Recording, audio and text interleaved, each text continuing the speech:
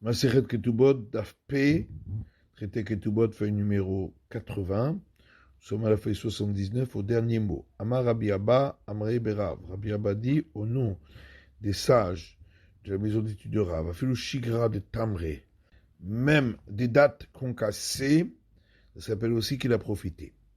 Rabbi Bir Choufza de Tamré Mai. Rabbi Bir a demandé s'il s'agissait du reste de dates après qu'on en a fait de l'eau de vie. Qu'est-ce qu'il en est? On est resté sur la question. S'il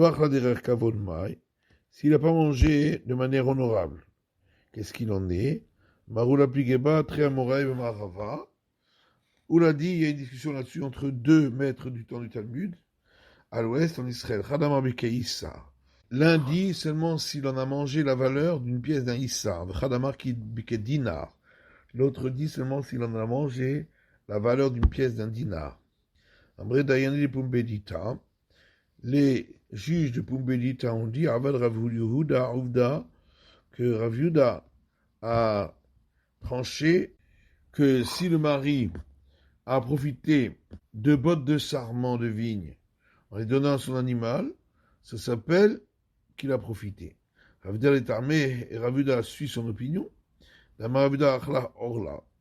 Quand Rav Yehuda dit, même si il a mangé de ces biens-là, alors que les fruits étaient les 3 premières années interdits d'en tirer profit. Shvi'it, où c'était des fruits de la 7e année, année sabbatique.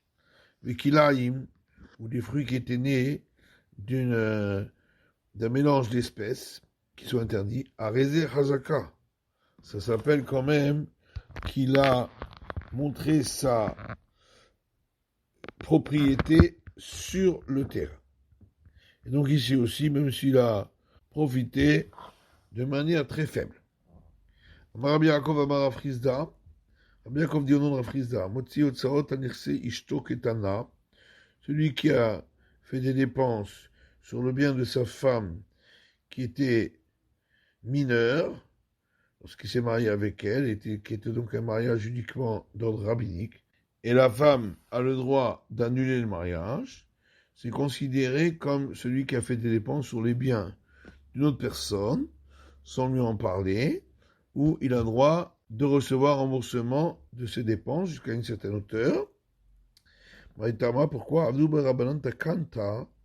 sages ont institué cela, afin que le mari s'occupe des biens de cette femme et ne le laisse pas se dégrader complètement. Il y a une femme qui a reçu 400 zouz chez des personnes d'un village appelé Houzaï. Zil Gavra, à Pikshit Mea, a été un Barmea. Le mari est parti, il a dépensé 600 zouz pour le voyage et il a rapporté les 400 zouz. Et en revenant, il avait besoin encore d'un zouz, mais Shakal Minayhu, il a utilisé un de ces 400 zouz dans les camés de Rabbi Ami, il partait ensuite chez Rabbi Ami, et il lui a dit, ce qu'il a dépensé, il a dépensé, et ce qu'il a profité, puisqu'il a quand même pris un zouz, donc il y a eu un profit, donc il ne peut pas demander retour de ce qu'il a dépensé. Amour les Rabbanan, les Rabbi Ami, les sages ont dit à Rabbi Ami, et ça c'est seulement dans le cas où il a mangé l'usufruit. Ici, il a utilisé la nue propriété. Donc c'est considéré comme une dépense. Et donc c'est considéré comme celui qui a dépensé sans avoir pu profiter. Il jurera sur le montant qu'il a dépensé et il pourra recevoir remboursement. Donc on a dit dans le Mishnah que dans ce cas-là, il jure combien il a dépensé et il reçoit remboursement.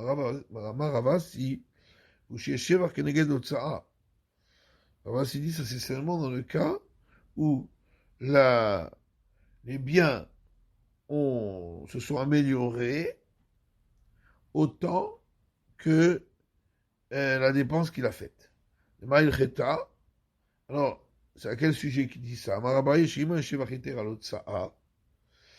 Pour nous dire que si le profit était plus grand que la dépense qui a été faite, l'amélioration valait plus, mais le choix, dans ce cas-là, il pourra prendre ce qu'il a dépensé, recevoir remboursement, même sans avoir besoin de jurer. Rava dit, dans ce cas-là, il va pouvoir mentir et ruser en disant que il a dépensé un montant qui vaut moins que ce que ça s'est amélioré, et ainsi il se dispense de jurer. Et là, c'est pourquoi Rava dit non. C'est pour nous dire que s'il a dépensé plus que ce que le bien s'est amélioré, il n'aura droit de remboursement sur ce qu'il a dépensé que jusqu'à hauteur de l'amélioration du bien. Ou Mishwa est toujours avec un serment. On s'est posé une question. Si le mari l'a employé des métayers pour travailler à sa place et améliorer les biens.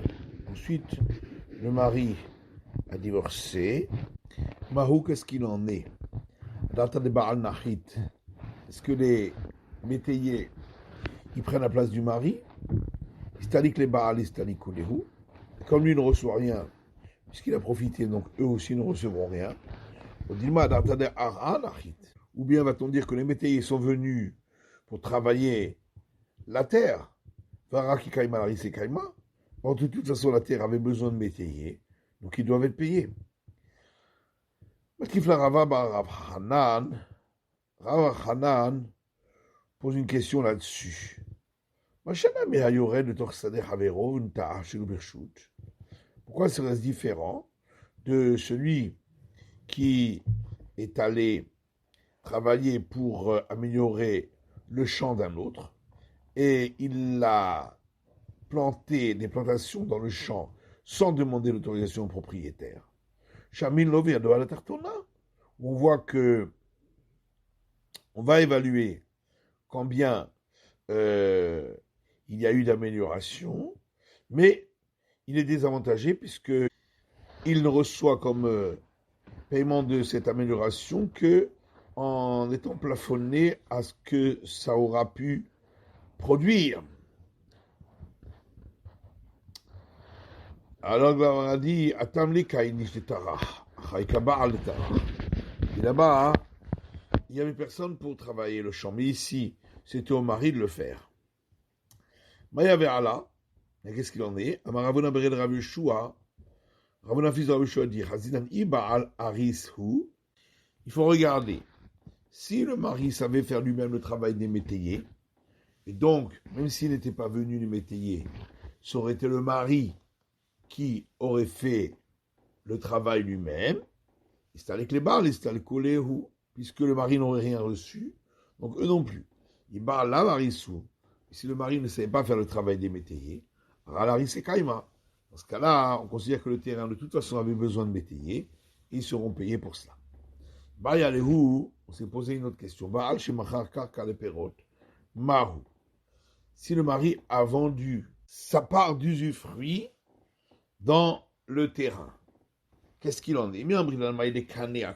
Est-ce qu'on va dire que ce qui lui appartient, il l'a fait acquérir, et donc c'est valable?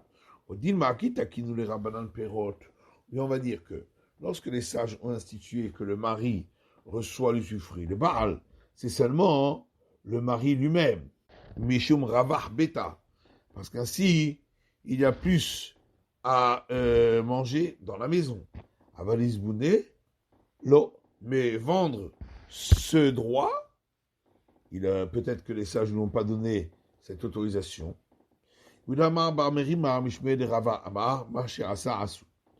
Alors Yudamar, fils de Merimar, au nom de Rava, a dit, ce qu'il a fait est valable.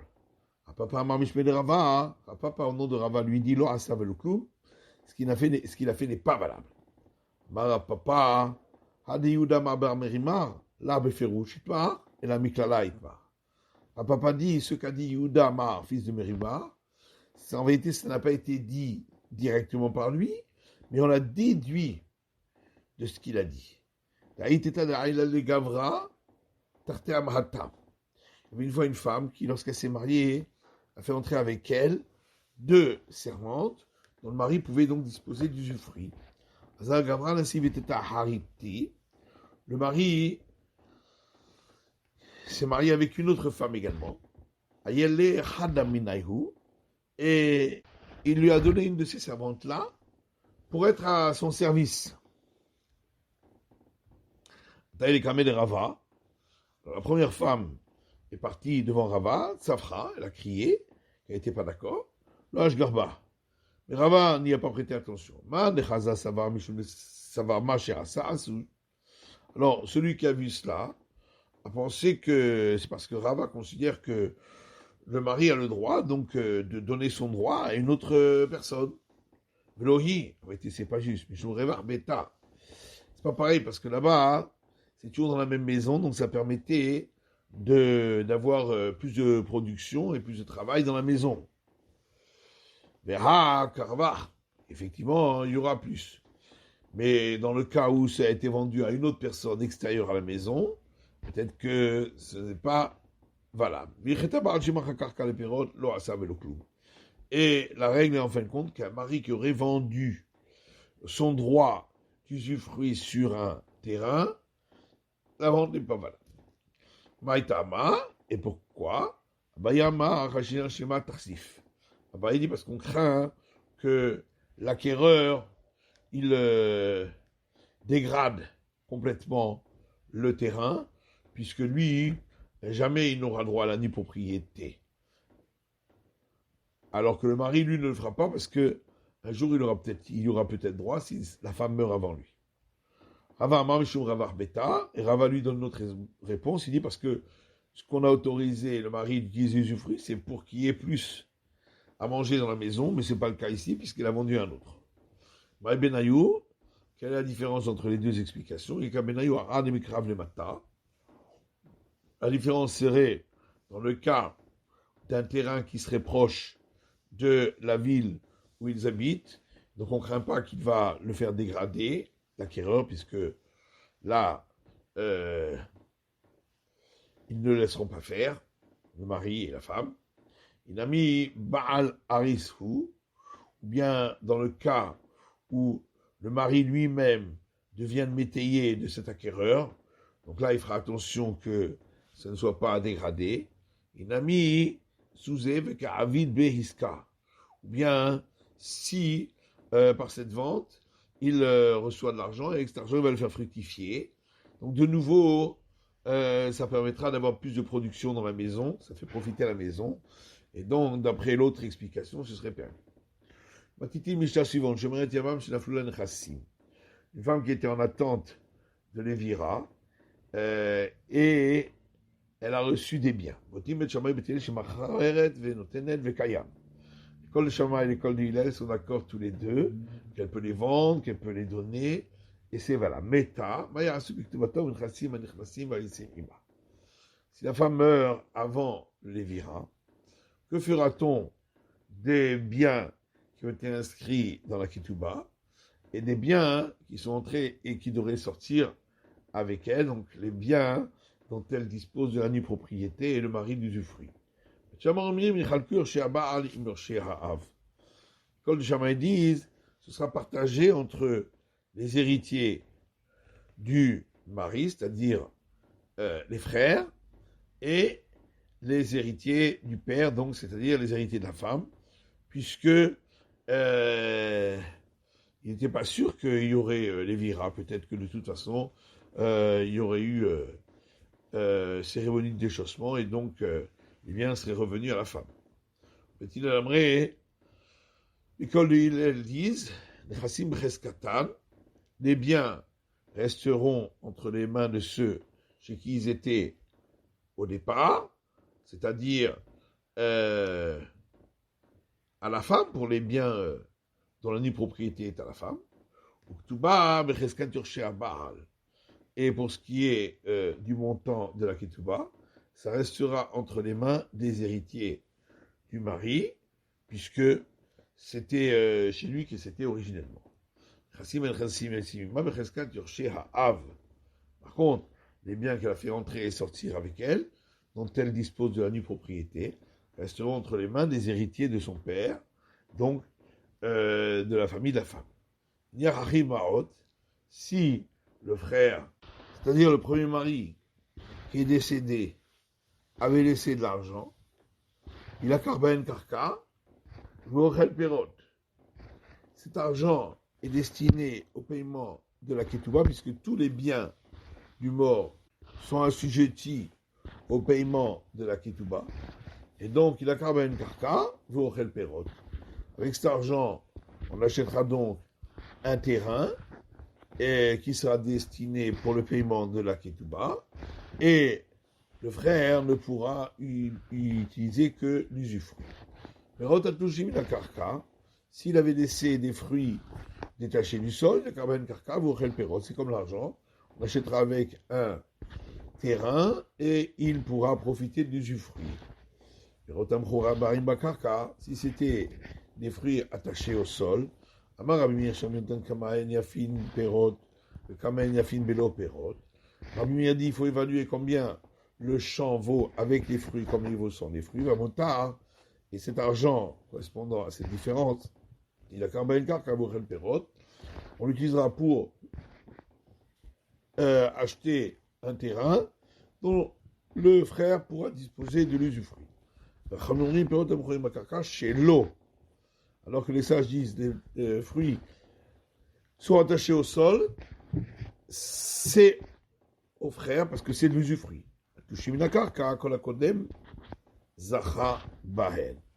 Lorsqu'ils sont détachés du sol, le premier arrivé pourra les acquérir.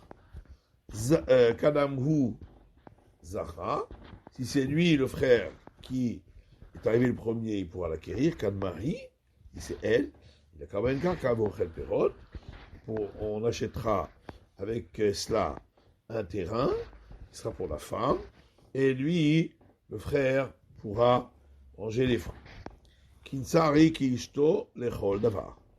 Après que on ait accompli le lévira, la femme en question et sa femme à tout point de vue. Il va acheter Ketubata, dire c'est Barla Harishon. Sauf que le paiement de la Ketouba, c'est sur les biens du premier mari et pas du second. Il ne peut pas dire le prix de ta Ketouba, c'est tel objet qui est sur la table, mais tous ces biens sont assujettis au paiement de la Ketouba. De même, tout homme ne peut pas dire à sa femme, voilà, le montant de la Ketouba est posé ici sur la table, et la kol nechassav achayin Ketubata. Tous ces biens sont assujettis à la Ketouba. Girsha, elle a Ketouba. Si après le Lévira, il la divorce, elle ne recevra que le montant de la Ketouba des biens de son premier mari. Et quand il la reprend, elle devient comme toutes les autres femmes aussi, mais le montant de la Ketouba est toujours sur les biens du premier mari, si elle n'avait pas reçu la Ketouba entre-temps. Il y a là où on s'est posé une question. Parce que la femme qui était en attente de Nivira est décédée. Qui devra payer les obsèques? Yorshea Baal, Kavrela, de Kayarte Ketouba. Est-ce que c'est les héritiers du mari, puisque c'est eux qui héritent de ce qui est dans la Ketouba? Odilma, Yorshea Av Kavrela, ou bien ce seraient les héritiers du père, c'est-à-dire la famille de la femme, qui doivent payer les obsèques, les Kayarte Nechassim, Nechassim Etzimah, puisque c'est eux qui héritent des biens qu'elle a fait entrer et sortir avec elle, dont elle jouissait de la nue propriété.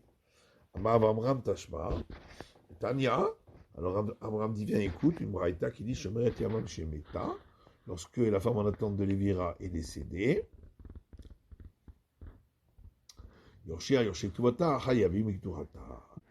Ce sont les héritiers qui héritent du montant de la Ketouba qui devront payer ces obsèques. C'est la fin de l'étude du DAF P de la feuille numéro 80.